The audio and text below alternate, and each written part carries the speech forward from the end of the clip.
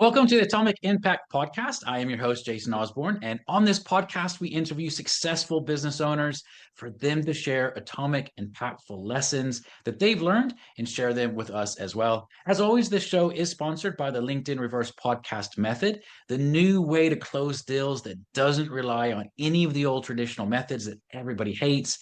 We use this method to book 26 qualified leads and sales calls in 10 days without any ad spend, outreach, or endless social media posting. To find out more, direct message me on LinkedIn to have a chat. That's Jason A. Osborn, and the link to my profile will be in the show notes below. But today's guest is Rodney Boswell. He is the owner of the IHS Group, where they provide tax preparation, tax advisory, accounting, payroll, leadership development, and business building. So, Rodney, it's great to have you on the show. And I want to jump in with a question I always love to ask, and it is this.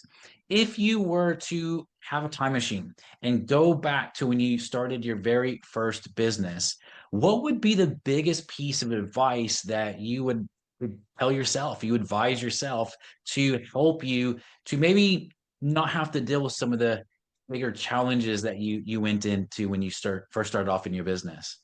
Yeah, so if I was to go back and talk to the 25, 30-year-old version of Rodney, I would set him down and tell him then as a young leader, first and foremost, start developing yourself, lead yourself well so that you can then build around you. Because as one of my mentors and a mentor for many, John Maxwell, have said, if you want to do great, you've got to have people around you, and you've got to get them buy into the vision of who you are. So I would tell that young man, get clarity of the vision, know where you want to go, paint the picture of that vision, and then surround yourself with people that will buy into you and then go with it. And just take that journey. And of course, there's always going to be the take a few steps forward, take a few steps back. But I was telling a young man just this past week that if you stay focused on your goal and your vision of where you're going, those step backwards or even the steps side to side become a learning opportunity and not a failure. And it's not seen as a failure because you pick up something and then you learn from it and then you can grow into it. And then the other thing I would tell that young man is it's just hard work, and be clear on where you want to go and then just make the commitment and then do the reps, as they say, or put the time in, put the effort in, but stay focused on the most important things. Figure out what they are. Find those two, three, five things, and then develop the people around you. Duplicate yourself, as one of my mentors, Brandon Dawson, would say, and then move on to what's the most important things for you to stay focused on to drive the business. Yeah, I love that. So much there to unpack. So, first thing that you said that summarize around that is it sounded like you said just build a network, even though you didn't use those terms, but That's find correct. those people. Yeah. So here's a question around this because this can be a bit of a chicken and egg for people, whether they're just starting or whether they're in the, well established and they've Right. just been a lone wolf and maybe they have a really successful business, but they're wanting to grow and expand and they just feel stuck. One of the questions I know a lot of people might have is, hey, Rodney, that's great advice, but where do I find these people? Where do I start networking?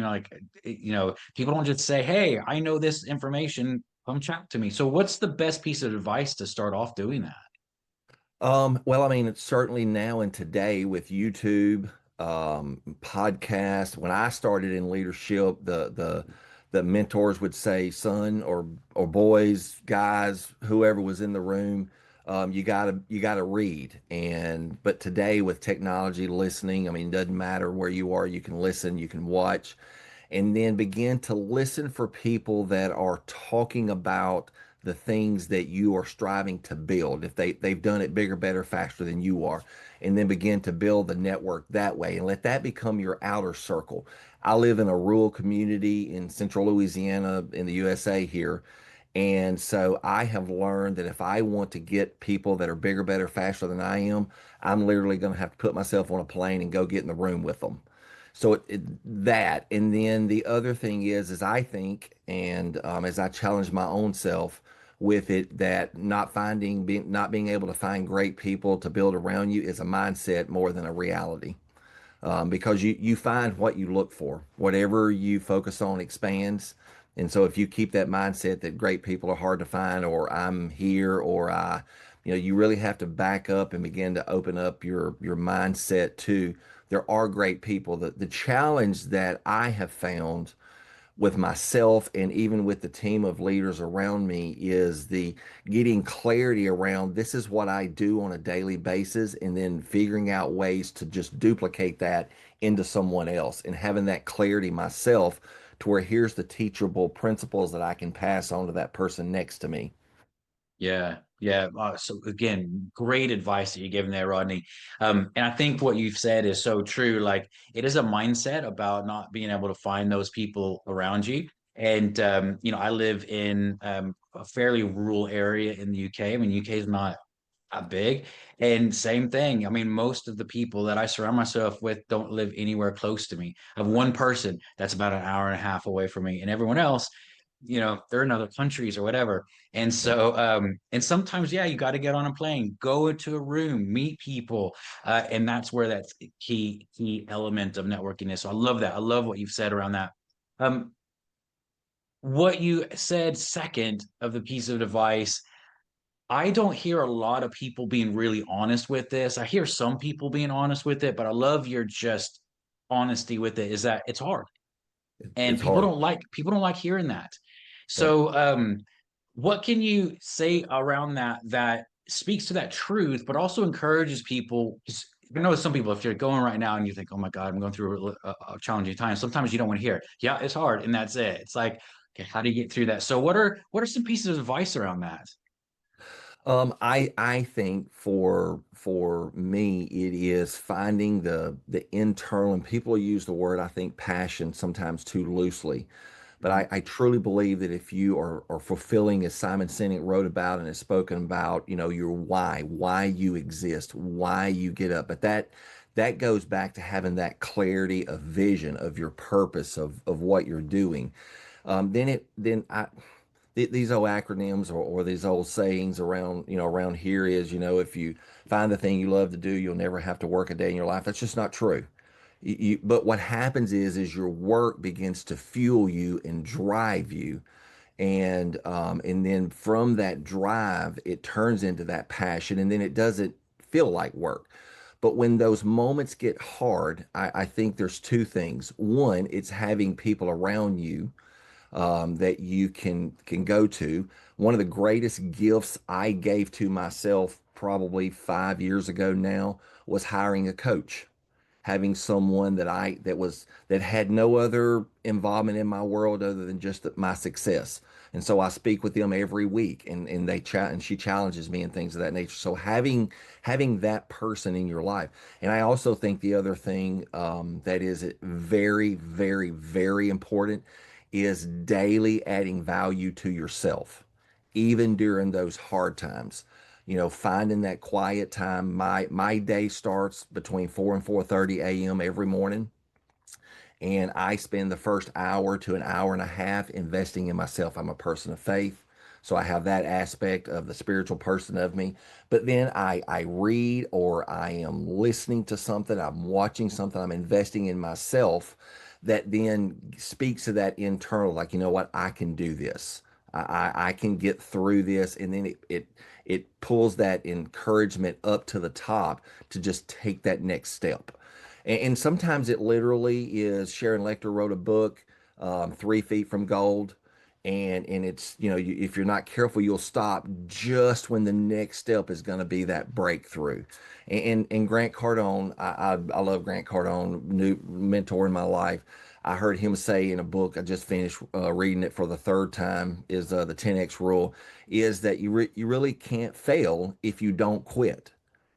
Failure just becomes the learning opportunity. So it just during that moment, surround yourself with great people, call on those people, um, be true to who you are, and then just be honest with this is where it is. It's hard, but that I will get through this, and that self speak, and then having the right voices in your life.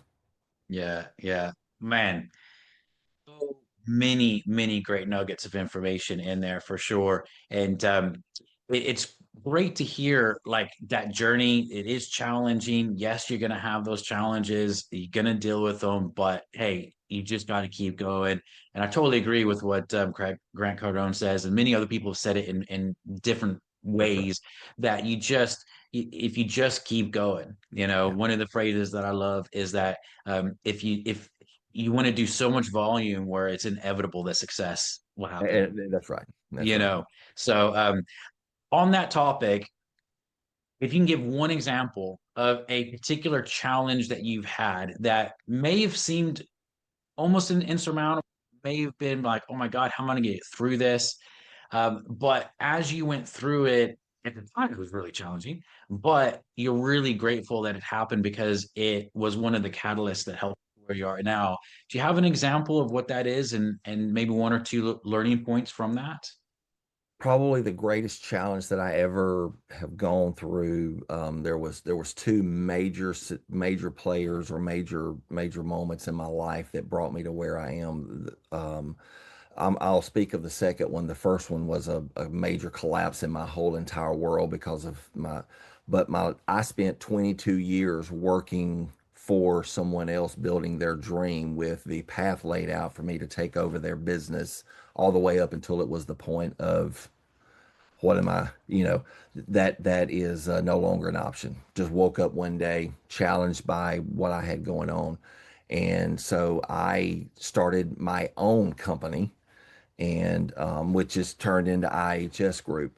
And I had worked and built, and so that first company, when it started at the end of the year, within 4 months, I had 20 people that was working in the previous employer that wanted to come with me, and I had to figure out how to pay them and how to, the business took off. So the core of the business right now, we just crossed 24 months, and we are on target to do almost $2 million, and we Amazing. did just 16, 17 months, 18 months we were. And so the challenge is trying to pay the bills, grow the Yeah. business, and make sure these people around me that are able to that I'm able to support them and as they are building the business. And so there's been moments where where's the money going to come from, literally? Where's the money going to come from? Where am I going to get the financial resources to cover all the bills of the day and or the week or the payroll or whatever it might be. So there's been many a moments that I've woke up way early in the morning and the stress wants to mount, and the Mm, all the what ifs. And but I brought it all the way back down to this didn't start off of just a second thought or off the cuff. I had clarity of vision. I knew what I was building when I took the step and stepped out there and these people wanted to come with me. I had clarity of vision. So when the moments got hard, I just went back to the clarity of vision. This is where I'm going, and there yeah. is no quit. There is no, it's a slowdown, it's a pause, it's a distraction. But why am I getting up every day and pushing towards this? Yeah. And those knots in your stomach, goes all the way back to that hard moment. Those knots in your stomachs, all the what ifs, and then just circling back. But there again, I hear the voices in my head of these mentors. Maybe I've never met them, but I hear their voices in my head and in my heart. Don't quit. You've got this. Remain clear. But that also goes back to pouring into yourself. You Yeah. can't hear those voices in your head and in your life if you haven't invested in yourself. Yeah. Yeah, absolutely. I love it. Love it. Well, looking at, let's say, the next 2 years, what are your goals with the business? What are you wanting to achieve? So we are currently in what would be the optimizing phase. We've started, we've hit the growth. We're in that. Technically, I guess it would be considered scale, which is we're getting all the right documentation, all the how-tos, and then we'll move into that scaling phase.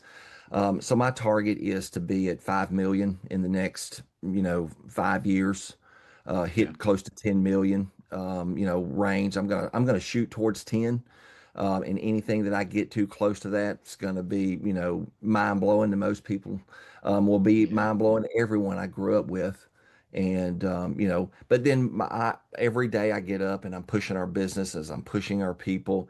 It is to change and have a financial impact for me, my family, but for those on my team as we Yeah. serve our clients, through helping and looking for ways to help them grow their business, helping them develop, strategies and helping them, reach their financial goals, our clients, and saving taxes.